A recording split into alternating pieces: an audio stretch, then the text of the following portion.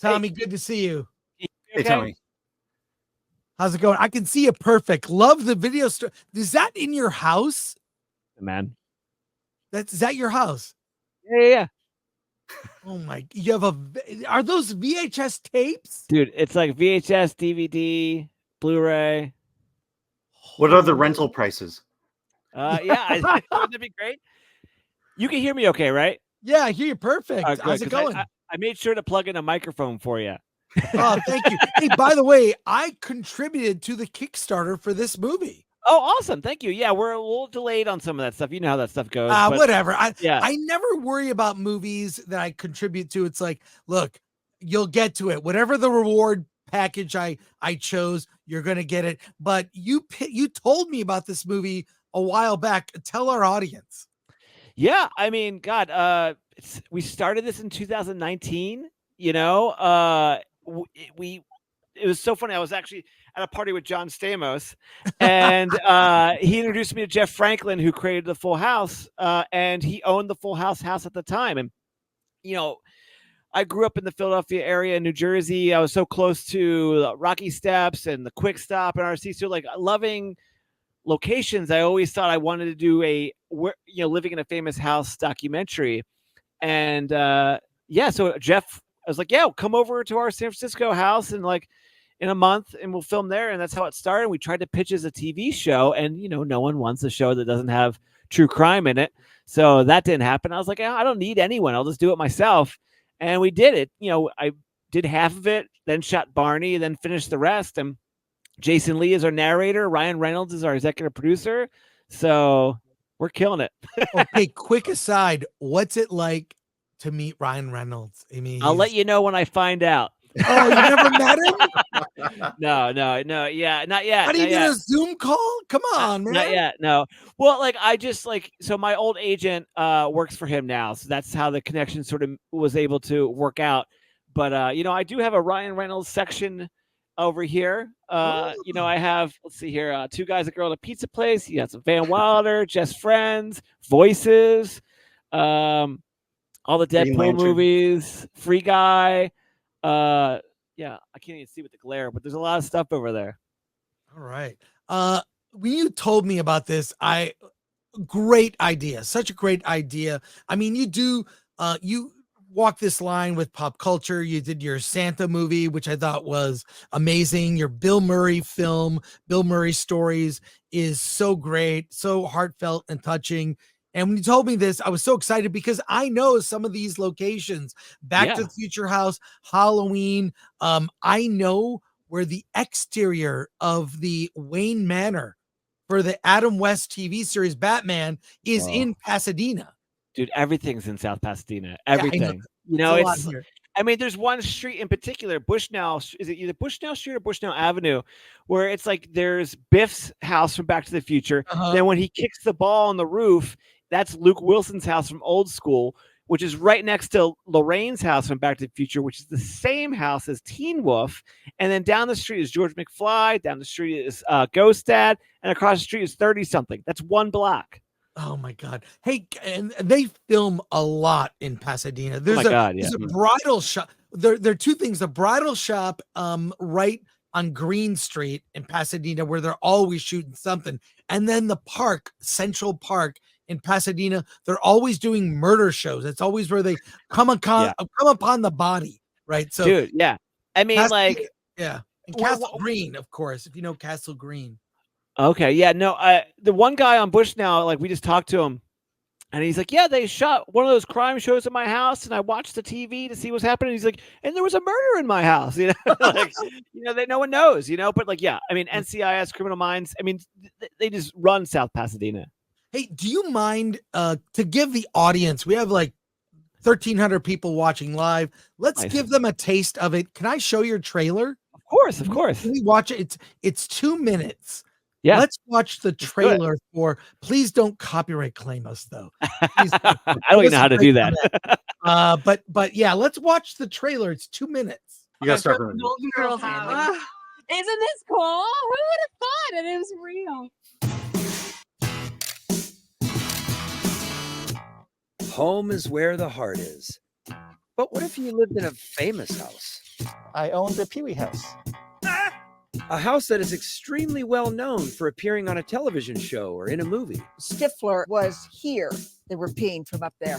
For many people who visit the house from their favorite TV show, it can feel like they're part of the show. Hey, Miss Parker! We feel a connection to them because we grew up watching them. For the homeowner, people would come and take fixings off the house. it can feel like trespassing. She stood up and was like, "Get the fuck out of here, asshole." She sleeps with a shotgun next to her bed. Oh my God. You're walking in the footsteps of history. Nostalgia means homesickness or a longing for a place that felt like home. You want to have a birthday bash at Buffalo Bill's backyard? Why not? The Vaseline mud wrestling did not occur in our basement, unfortunately, so we don't. A lot of people don't realize that people actually live here. Letters come for the characters and said, I just want to thank you for being a friend. Doesn't that look like Michael Jackson? It was. Hundreds of fans descended on the street. Thousands. Multiple DeLoreans. Wait, you weren't even here. No, I know. So tell what happened. So I was here that day.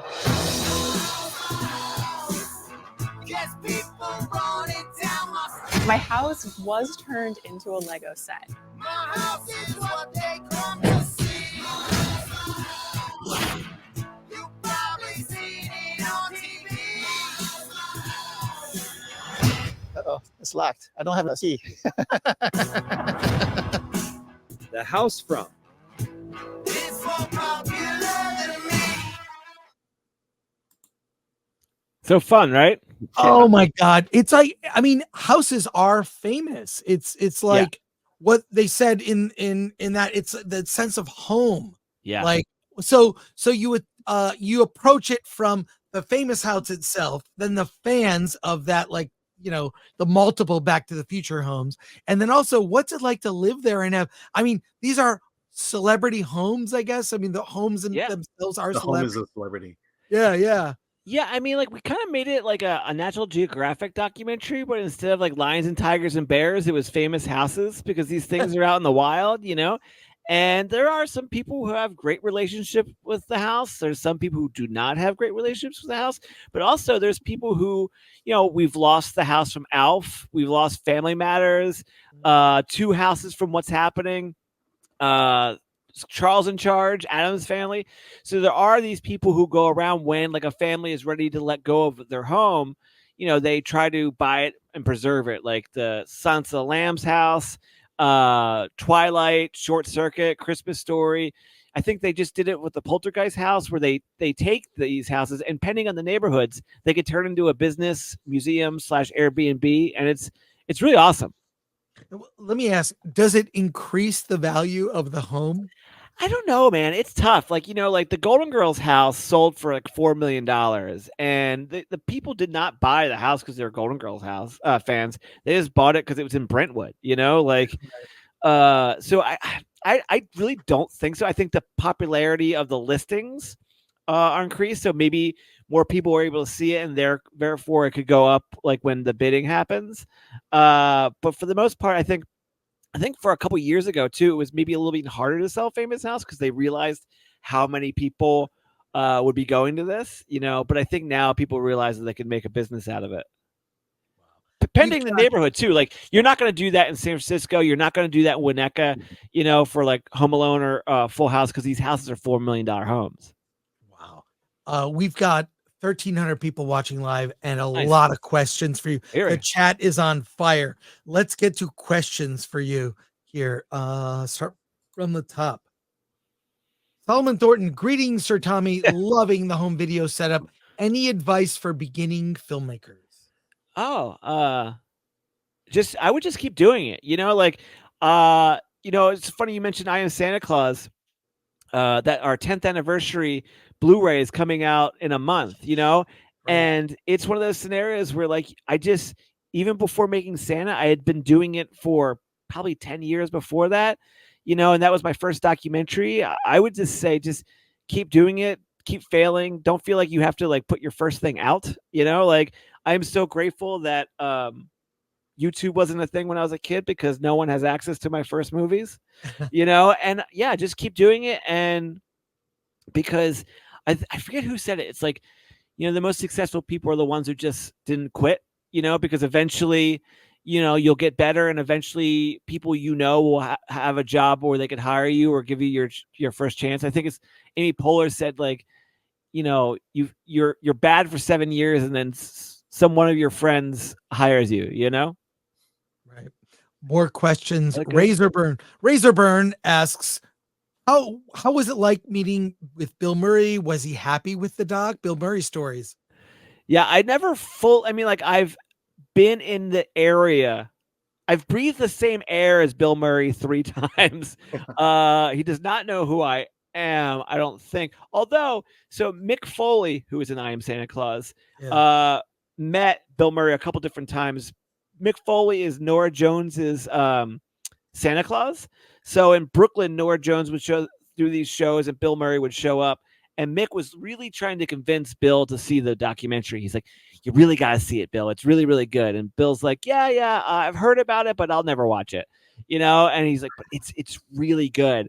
And Bill's like, maybe one day if I get the flu, you know? That's good. Well, hoping, I don't know. Joel, his brother, loved it. So there you go. That's as close as I'll get.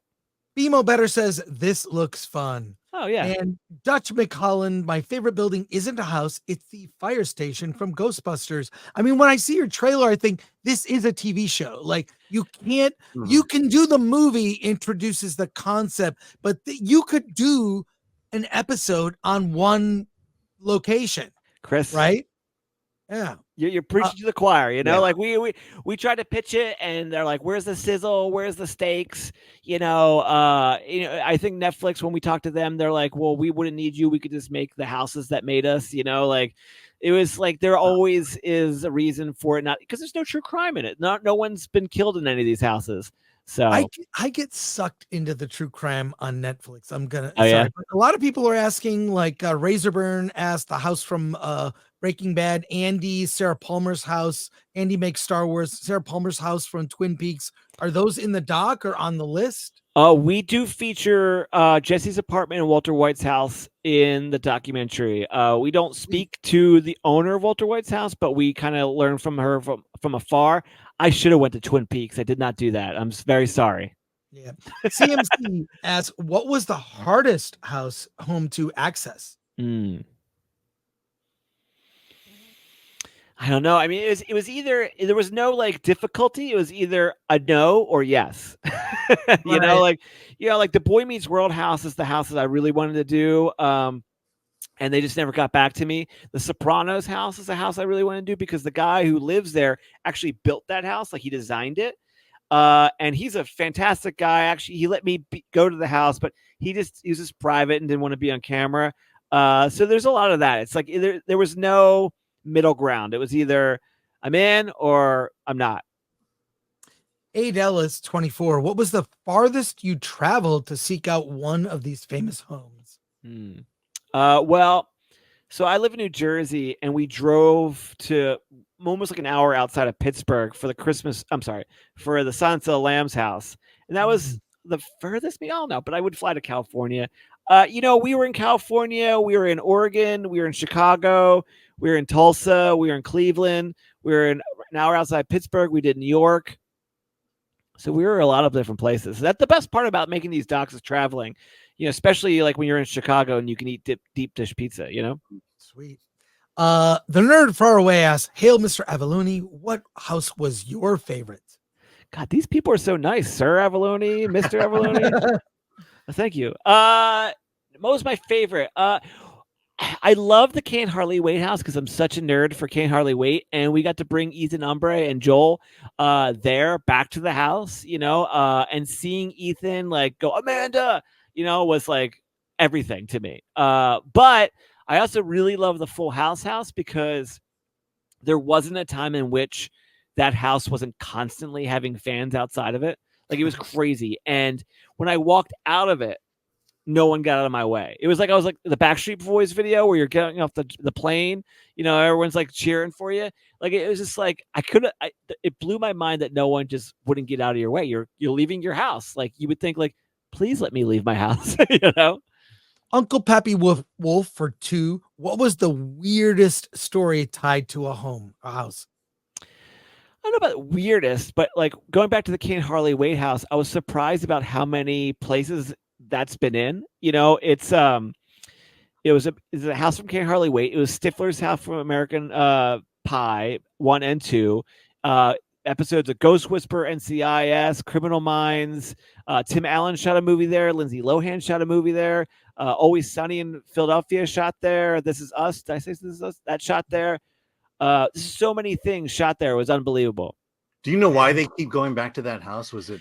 I think so. It's like there's this great thing that they do for the homeowners. Like for some reason, you could shoot 14 days there and get paid for 14 days without being taxed. So there is like slightly like a decent business to be had with this. And the house from King Harley Waite is in Altadena.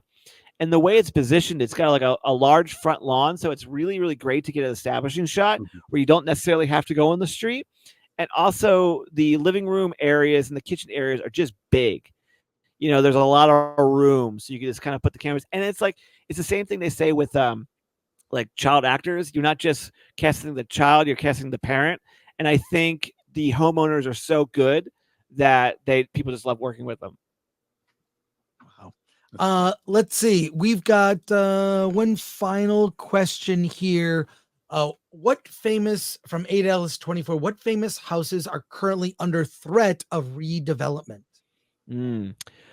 Well, the Outsider's house, Danny Boy O'Connor from House of Pain, he saved that. That house almost got knocked down because it was like in an area where they're knocking down houses in Tulsa, Oklahoma. So he definitely saved that house. I don't know. It's interesting, because like Family Matters got knocked down such a long time ago. Alf, some of these houses just need to be renovated. I'm the saddest with the houses from What's Happening. That show with Rerun and Raj and Dwayne. Like that, like 2 of the 3 houses that are knocked down, and it's so funny because it's all like the Hancock Park area. Yeah. And I have a final question before we let you go. Is this going to be turned into a series? You have the proof of concept. The movie is done. And what I know about you is you are I think our audience should take inspiration from you because you worked for like a decade to get to your first feature. You made movies before, but your first feature that was commercially released. Yeah. I Am Santa Claus, which by the way, there's a great watch party on there on our YouTube channel with We actually put that in our Blu-ray. Yes, Oh, I said it's great. And you're very prolific. Like your topics are, pop culture and you go deep and you finish these projects. You say you're going to do something, you do it. So I'm so impressed. I don't know what you're working on next, but I can see this as a series. Also tell us what you're working on next. The MySpace documentary. What? Yeah. That will be epic. Yeah. Are you going to talk to Tom? I mean, that's the goal, right? I mean, we definitely are talking right now to the other creators of MySpace, and we're right now. It's Chris. I don't know if like it's so tough. I'm sure you guys deal with this stuff all the time, but like, just switching your mindset. I just got back from California doing pre-production for MySpace, doing press this week. Our premiere is tonight at Kevin Smith's Film Festival. Our movie comes out Sunday on Ryan Reynolds' Maximum Effort channel, and then Monday on iTunes, Amazon, Google, and then like right back into pre-production shooting early November for MySpace. So I've never had the movies overlap like this before. Right. Obviously, it's like good problems to have, but like it's just so crazy. You're like, okay, houses, MySpace, houses, MySpace. It's just like your mind's crazy. Like I have no idea where I'm at right now. But congratulations! So you're going to the Smod Castle. Yeah. Tonight, I'm actually, after we're done this, I'm going to pick up my son from school and then I'm going to go to the Kevin Smith. Have you ever been there? It's fantastic. I mean, Kevin's the best. I've never been, but I saw the 4:30 movie that was shot there. So Yeah. I feel like I've been there. Yeah, it's good. Yeah. I mean, like, so Kevin will be there. He'll intro the movie. We'll do a Q&A afterwards. We're selling DVDs there. So I'm really, really excited because Kevin came to our premiere of I Am Santa Claus, you Mhm. know, and I mean, God, I used to go Wow. to Vulgarthon every year at his area. So like, you know, being such a big fan, I have Clerks and Mallrats both on VHS, DVD, 10th anniversary DVD, and Blu-ray. So big fan. So it's always great to see him actually come see my movies, you know? Well, congratulations again. So people can see it on VOD next week. Yeah, Monday it'll be on iTunes, Amazon. So yeah, get those. If you're gonna buy it anywhere, do the iTunes because they do like the charting. So it's always fun. Bill Murray Stories was #1 documentary for an hour when it came out. For an hour. Get a screenshot. I did, Well, dude. I was right before I was about to go into a meeting. I was like, it's #1 screenshot. Came out of the meeting, no longer #1. It was like, so I'm so happy I screenshot it. Hopefully Ryan Reynolds, I mean, he's got a big social media following. If he just posts about it. Yeah. Well, Maxim Effort has been doing a fantastic job. We're partnering with them. You know, this movie was completely independent. Like, you know, Raymond Esposito is my executive producer. You know, we have Adam F. Goldberg, but like we just scrapped on and just did this like because you know, no one was going to green like this. So we just did it ourselves because we wanted to see it. You know, I've peed in so many famous houses. It's unbelievable. You know, it's a goal I never thought I would have. But like, it was something I wanted to do. All majority of the houses are all movies I loved and wanted to check out. So putting it together and I mean, God, and working with Jason Lee for narration, for, like My Name is Earl, is like a dream come true, you know? Can you make the peeing in famous houses an extra on the Blu-ray? You know, it's funny. That. You know, when we did the Santa Claus doc, it was like we would have the mics constantly rolling, and I have audio of so many like old Santas just pissing. Yeah, it's just you just hear them go.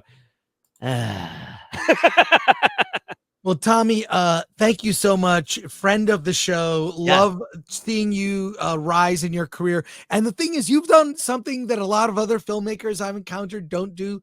You come back to us. A lot of them go and they don't, like, I know them early on in the rise, and then I don't hear from them. And then they get famous. You're right. Seriously. Well, I actually was just recommending your show to my friend Ryan Petrillo. He did this horror movie that you got to check out. It's called Weird. Oh God, it's something Weird Society. God, he's gonna kill me. Send him my way. Don't worry about it. Pop me an email. It's a horror movie. It's fantastic. It's like it's weird. Weird's in the title, but you got to check it out. And I told him you have to check out your show. So cool. Tommy, thank you so much. Friend of the show. Have a great day. Go get your son. You gotta go well, I get still your have an son. hour. I'm not just like waiting. It's like he's Okay, not just cool. waiting outside school because I'm talking to Chris Gore. All right, take care, Tommy. Thanks See you guys. again. Thank you. Come back when your next movie is out. Absolutely. Cool. Later.